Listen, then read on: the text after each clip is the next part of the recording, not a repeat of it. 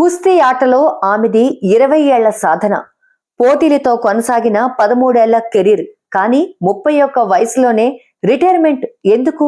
దేశానికి గర్వకారణమైన క్రీడాకారిణిగా నిలిచిన మల్లయోధురాలు సాక్షి మాలిక్ కు తన కెరీర్ పై ఇంత వైరాగ్యం ఎందుకొచ్చింది? తనలో ఎందుకింత అసహనం కూరుకుపోయింది? ఆటలో అద్భుతం ఆమె. కానీ రెజ్లింగ్ సమాఖ్య అధ్యక్షుడితో సమరం, కొన్ని రోజుల పాటు అతనిపై యుద్ధం ప్రకటించి దేశవ్యాప్తంగా మద్దతు కూడగట్టిన సూపర్ రెజ్లర్ సాక్షి మాలిక్ బయోగ్రఫీ ఏంటో తెలుసుకుందాం. 1992 సెప్టెంబర్ 3న హర్యానా రాష్ట్రంలోని రోహతక్ దగ్గరలో ఉన్న మోక్రా గ్రామానికి చెందిన సుదేశ్, సుఖ్బీర్ దంపతులకు పుట్టిన ముద్దు బిడ్డ సాక్షి మాలిక్. తన తాత ద్వారా చిన్నప్పటి నుంచే ఆటలంటే ఆసక్తి ఏర్పడింది. ముఖ్యంగా మల్ల యుద్ధంలో అంటే రెజ్లింగ్ లో ఎక్కువ ఆసక్తి చూపించింది. తన 12 ఏళ్ల వయసులో రెజ్లింగ్ కోచ్ ఈశ్వర్ దహియా వద్ద శిక్షణలో చేర్పించారు తల్లిదండ్రులు. అప్పటికి ఆ ప్రాంతంలో కుస్తీ ఆట అంటే ఎక్కువగా అబ్బాయిలు ఆడేవారు. అందుకే ఆట నేర్చుకోవడంలో భాగంగా సాక్షి మాలిక్ తరచుగా అబ్బాయిలతో పోటీ పడాల్సి వచ్చేది. దాంతో ఆమె స్థానికులతో పాటు తమ బంధువుల నుంచి కూడా విమర్శలు ఎదుర్కోవాల్సి వచ్చింది. అయినప్పటికీ నిరాశ చెందకుండా కుస్తీపై పట్టు సాధిస్తూ స్థానికంగా జరిగే కుస్తీ పోటీల్లో విజయాలు నమోదు చేసుకుంటూ ముందుకు సాగింది. రియో ఒలింపిక్స్ లో భారత్ పతకాల ఖాతాను తెరిచిందే సాక్షి మాలిక్ విజయంతో. ఆమె 12 ఏళ్ల కష్టానికి ఫలితం ఈ ఒలింపిక్ విజయం. ఒక్క పతకం కోసం కోట్ల మంది భారతీయులు నిరుత్సాహానికి గురవుతున్న వేళ మహిళల ఫ్రీ స్టైల్ రెజ్లింగ్ 58 కేజీల విభాగంలో సాక్షి మాలిక్ కాంస్య పతకాన్ని సాధించి చరిత్ర సృష్టించింది. ఒలింపిక్స్ లో ఓ మహిళ రెజ్లర్ పతకం సాధించడం ఇదే తొలిసారి. అంతేకాదు ఒలింపిక్స్ లో పతకం సాధించిన 4వ భారతీయ మహిళగా సాక్షి మాలిక్ చరిత్ర సృష్టించింది. 2016లో జరిగిన రియో ఒలింపిక్స్ లో 58 కేజీల ఫ్రీ స్టైల్ విభాగంలో తొలి రౌండ్ లో స్వీడన్ కు చెందిన జోహన్నా మాట్సన్ తో తలపడిన సాక్షి మాలిక్ తొలుత వెనకబడింది. కానీ ఆఖరి 10 సెకండ్లలో ప్రత్యర్థిని రింగ్ లోంచి బయటకు నెట్టేసి కింద పడేసి పాయింట్లు సాధిస్తూ అనూహ్య విజయం సాధించింది.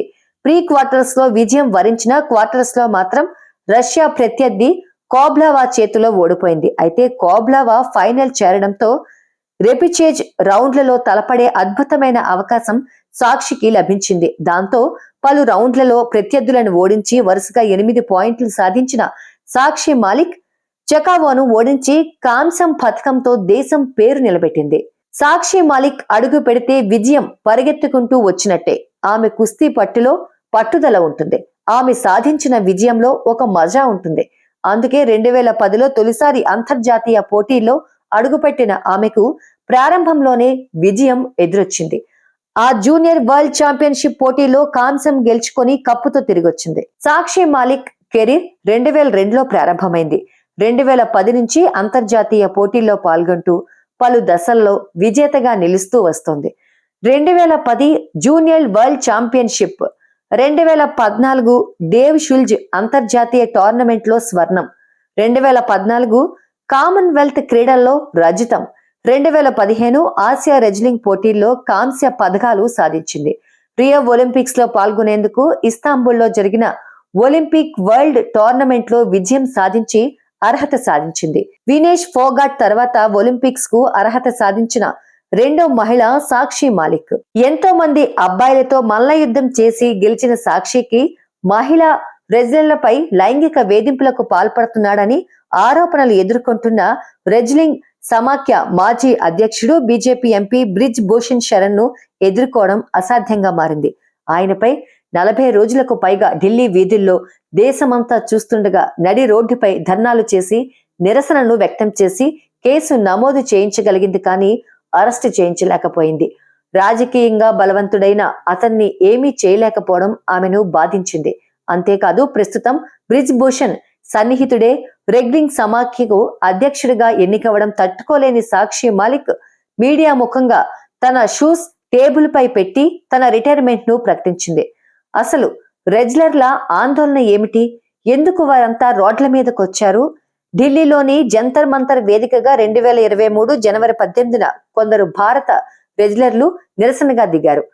2 ప్రపంచ ఛాంపియన్షిప్ పతకాల విజేత వినేష్ ఫోగాట్, రియో ఒలింపిక్స్ కాంస్య పతక విజేత సాక్షి మాలిక్, టోక్యో ఒలింపిక్స్ కాంస్య పతక విజేత బజరంగ్ పునియా నిరసనకు నేతృత్వం వహించారు. WFI చీఫ్ బ్రిజ్ భూషణ్ శరణ్ కొన్నేళ్లుగా మహిళా రెజ్లర్లపై లైంగిక వేధింపులకు పాల్పడుతున్నారని ఆరోపించారు. తన పదవికి బ్రిజ్ భూషణ్ రాజీనామా చేయాలని, WFIను రద్దు చేయాలని రెజ్లర్లు డిమాండ్ చేశారు. ఈ ఆరోపణలపై విచారణకు ఒలింపిక్ పతక విజేత MC మేరీ కోమ్ నేతృత్వంలో ఒక కమిటీని IOA ఏర్పాటు చేసింది. పర్యవేక్షణ కమిటీ విచారణ పూర్తయిన తర్వాత కూడా ఈ కమిటీ ఏం చెప్పిందో ప్రజల ముందుకు రాకపోవడం గమనార్హం. తన 13 ఏళ్ల కెరీర్లో 3 కామన్వెల్త్ క్రీడల పతకాలు, 4 ఆసియా ఛాంపియన్షిప్ టైటిళ్లు, ఒలింపిక్స్ లో కాంస్య పతకంతో చరిత్ర సృష్టించిన సాక్షి మాలిక్ బ్రిజ్ భూషణ్ పై చేసిన పోరాటం ఎంతో మంది రెజ్లర్లకు, క్రీడాకారులకు ధైర్యాన్నిచ్చింది. అందుకే ఎన్నో విజయాలకు సాక్ష్యంగా నిలిచిన సాక్షి మాలిక్ అపజయంతోనూ స్ఫూర్తిని నింపగలదని నిరూపించింది.